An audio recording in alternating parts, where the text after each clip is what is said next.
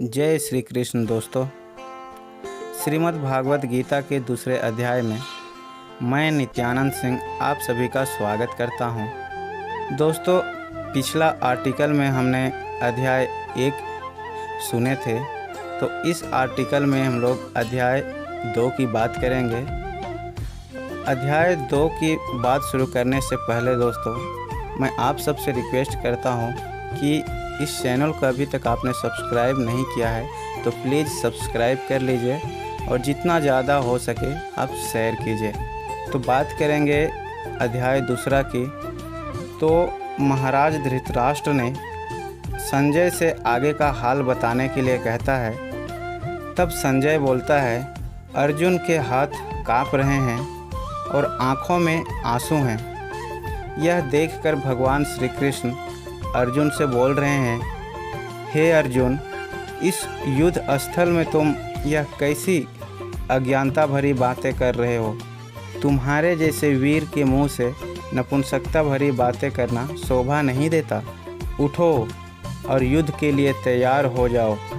तब अर्जुन बोल रहे हैं, हे प्रभु, आप ही बताएं, मैं इस युद्ध में गुरु द्रोणाचार्य और भीष्म पितामह पर बाण चलाकर उनकी हत्या कैसे कर सकता हूँ। ये दोनों तो मेरे पूज्य हैं। उनके खून से हाथ रंग कर यदि मुझे राज्य प्राप्त हो भी जाए तो मुझे उससे आत्मिक शांति नहीं मिलेगी। दूसरे की अपने माता पिता के सगे भाई की संतानों को मारकर मुझे क्या मिलेगा। आप मुझे पाप के भागीदार क्यों बनाना चाहते हैं। प्रभु, मैं तो अंधेरे में भटक गया हूँ, मेरे मन की शंकाओं को दूर कीजिए। तब भगवान श्री कृष्ण ने हंसते हुए अर्जुन की ओर देखकर कह रहे हैं, हे अर्जुन, तुम शोक क्यों करते हो। आत्मा तो नित्य है, इसलिए किसी प्रकार की चिंता करना बेकार है। ना यह सत्य है कि मैं किसी युग में नहीं था या तुम किसी युग में नहीं थे, और न ही यह बात सत्य है कि हम आगे नहीं रहेंगे।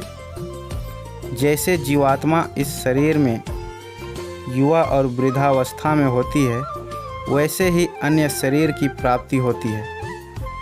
यह बात केवल बुद्धिमान और ज्ञानी पुरुष ही जानते हैं। ज्ञानी पुरुष इस मायाजाल से प्रभावित नहीं होते। आत्मा अजर है, अमर है। जिस प्रकार वस्त्रों के फट जाने पर उन्हें बदल देते हैं, उसी प्रकार आत्मा भी शरीर के जर्जर होने पर दूसरा शरीर बदल लेती है। मानव कभी नहीं मरता, शरीर जरूर बदलता है। सब कुछ इंद्रियों का ही दोष है।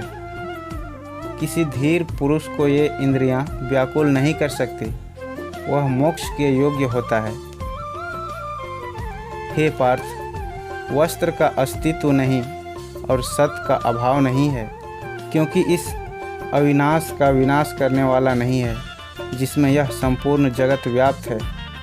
नित्य स्वरूप जीवात्म के यह सब शरीर नाशवान कहे गए हैं। इसलिए हे भरतवंशी अर्जुन, तू युद्ध कर।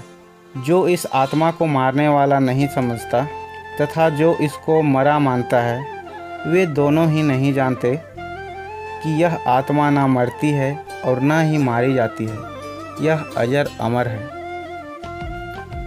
हे अर्जुन, जो पुरुष इस आत्मा को नाश रहित नित्य अजन्मा मानता है, वह पुरुष किसको मरवा सकता है और कैसे किसी को मार सकता है। शब्द, स्पर्श, रूप, गंध जो इंद्रियों के विषय हैं, यह सर्दी, गर्मी, सुख, दुख देने वाले हैं।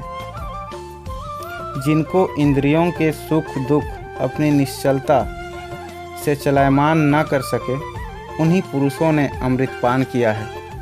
फिर आगे श्री कृष्ण अर्जुन से कहते हैं, हे धनुर्धर, जिनको इंद्रियों के विषय नहीं सताते, जो सुख दुख में समान रहते हैं, वह पुरुष ही मोक्ष के अधिकारी होते हैं।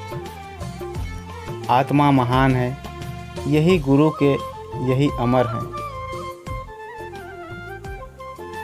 तुम भीष्म पितामह की मृत्यु की बात करते हो, वह व्यर्थ है।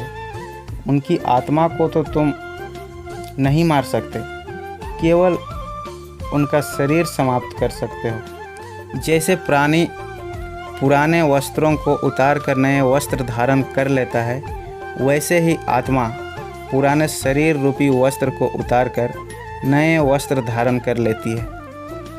फिर तुम तो क्षत्रिय हो, क्या तुम अपने धर्म का पालन नहीं करोगे? क्या तुम नहीं जानते हो कि जो क्षत्रिय युद्ध के मैदान में मरता है वह सीधा स्वर्ग को जाता है? यदि तुम युद्ध नहीं करना चाहोगे तो तुम पाप के भागी बनोगे। ये सारे योद्धा तुम्हें कायर समझेंगे। क्या तुम यह अपमान सह सकोगे? इतना कुछ श्री कृष्ण कहते हैं अर्जुन से। अर्जुन के आंखों में आंसू है। फिर श्री कृष्ण कहते हैं, हे अर्जुन, कर्म करना तुम्हारा कर्तव्य है, फल की आशा मत करो। जिसके कर्म अच्छे होते हैं उसे तो अच्छा ही फल मिलता है। हे पार्थ, बुद्धि से कर्म नीचा माना गया है, इसलिए बुद्धि का सहारा लेकर कर्म करो। जो पुरुष ज्ञानी होते हैं वे किसी फल की इच्छा नहीं करते। जो फल की इच्छा करते हैं वे नीच मति के होते हैं। जो बुद्धि योग से कर्म करता है वह इसी संसार में संचित पाप पुण्य को त्याग देता है। जब तुम्हारी बुद्धि इस मोह रूपी सुख दुख से पार होकर अत्यंत शुद्ध हो जाएगी, तब तुम विरक्त हो जाओगे। अभी मोह माया के जाल में पड़कर तुम्हारी बुद्धि अस्थिर हो गई है। बुद्धि के स्थिर हो जाने पर तुम्हें सब पता चल जाएगा। तब अर्जुन बोलते हैं, हे माधव, मुझे यह बताओ, जिस पुरुष की बुद्धि स्थिर हो उसके क्या लक्षण होते हैं?